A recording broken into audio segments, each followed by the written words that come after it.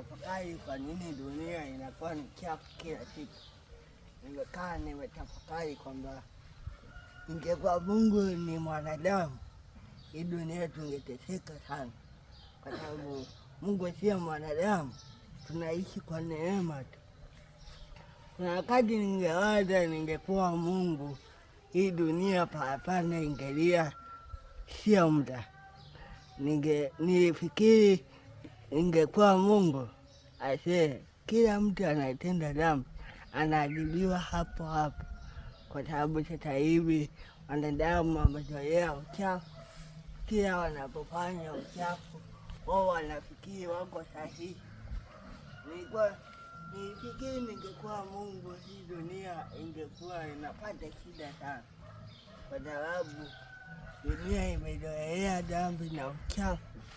Kila mtu anapoona uchafu katika jamii yake huwa anaiona kama ni sehemu ya maisha tu.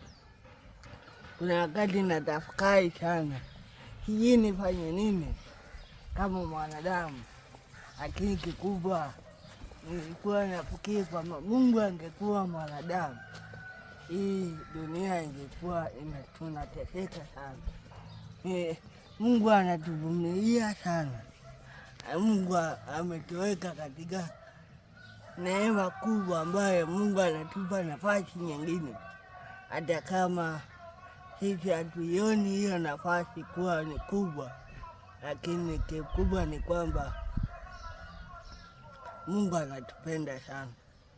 Ingekuwa Mungu ni mwanadamu, angeondosha wote ambao sio wake, angebakisha walio wake, lakini kwa sababu anatupa nafasi ya pili, ndio maana tunachelea.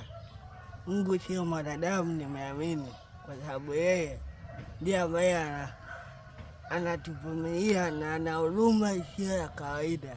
Kwa sababu hiyo huruma hakuna mwanadamu, hata mimi singeweza kuwa nayo, kwa sababu Mungu sio mwanadamu.